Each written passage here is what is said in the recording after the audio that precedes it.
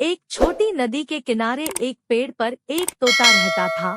कुछ समय बाद एक मैना भी वही पास के एक दूसरे पेड़ पर घोंसला बनाकर रहने लगी। धीरे धीरे तोता और मैना में बातचीत होने लगी। कुछ समय बाद तोते ने मैना से शादी करने का निवेदन किया। इस पर मैना ने कहा, यहाँ हम किसी को नहीं जानते, तुम पहले कुछ मित्र तो बनाओ, क्योंकि जब भी कोई मुसीबत या परेशानी आती है तो मित्रों का ही सहारा होता है। मैना की यह बात सुनकर तोता मित्र बनाने के लिए सबसे पहले नदी किनारे रह रहे कछुए के पास गया। उसने कछुए को अपना मित्र बना लिया। उसके बाद तोता बिलाव के पास गया। उसके साथ भी तोते की मित्रता हो गई और उसने तोते से बुरे समय में मदद का वादा भी किया। कछुए और बिलाव से मित्रता करने के बाद तोता मैना के पास आया और उससे शादी कर ली। वे दोनों नदी के तट पर जिस जगह कछुआ रहता था उसके पास स्थित बरगद के पेड़ पर घोंसला बनाकर एक साथ रहने लगे। कुछ महीनों बाद मैना ने दो बहुत सुंदर बच्चों को जन्म दिया। तोता और मैना बहुत खुश थे। एक दिन दो शिकारी नदी के पास स्थिति जंगल में शिकार खेलने आए, लेकिन उनकी किस्मत खराब थी। उनके हाथ कोई शिकार नहीं लगा। शिकार की खोज करते करते वे इतने थक गए थे कि वे आराम करने के लिए बरगद के पेड़ के नीचे बैठ गए। अचानक दोनों शिकारियों की नजर पेड़ पर मैना के दोनों बच्चों पर जा पड़ी। पूरा दिन शिकार की खोज में ही निकल गया। क्यों न भूख मिटाने के लिए मैना के बच्चों का ही शिकार किया जाए। एक शिकारी ने दूसरे शिकारी की ओर देखते हुए कहा, बात तो तुम सही कह रहे हो, मेरे पेट में भी चूहे दौड़ रहे हैं, लेकिन अभी अंधेरा हो चुका है, क्यों न पहले आग जला लिया जाए। दूसरे शिकारी ने कहा। दोनों शिकारियों ने तुरंत कुछ सूखी लकड़ियां इकट्ठा कर आग जलाया।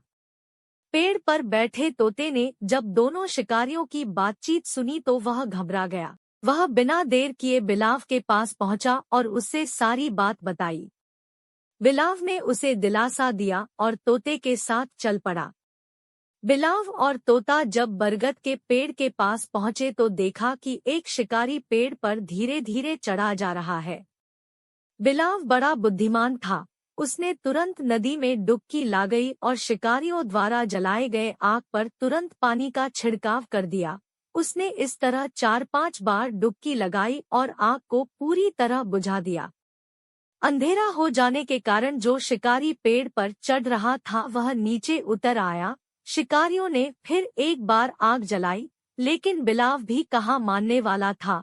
उसने फिर पानी से आग को बुझा दिया। आग जलाने और बुझाने यह क्रम कई बार चला। अब बिलाव भी बहुत थक हार चुका था।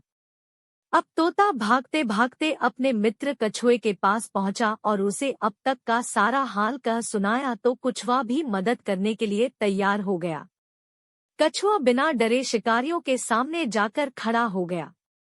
दोनों शिकारियों ने इतना बड़ा कछुआ देखा तो उनके मन में लालच के लड्डू फूटने लगे। दोनों को लगा कि उन्हें अब कई दिनों तक शिकार करने की जरूरत नहीं पड़ेगी। फिर उन्होंने अपने ऊपर के पहने हुए कपड़ों को फाड़कर उनसे कछुए को बांधने लगे। कछुआ बहुत ताकतवर और आकार में बहुत बड़ा था। उन्होंने जैसे ही कछुए को कपड़े से बांधा उसने दोनों को पानी के अंदर खींचना शुरू कर दिया। दोनों गिरते लुढ़कते नदी के पानी में खिंचने लगे। तभी अचानक एक शिकारी चिल्लाकर बोला, अगर जिंदा रहना चाहते हो तो कमर के नीचे पहने हुए कपड़े को खोल दो। यह कहकर दोनों ने अपने कमर नीचे के कपड़े को भी खोल दिया। इस तरह दोनों शिकारी मरते मरते बचे। दोनों शिकारी भूखे पेट ही बिना शिकार घर लौट गए। इस तरह तोते के मित्रों की वजह से मैना के बच्चों की जान बच गई।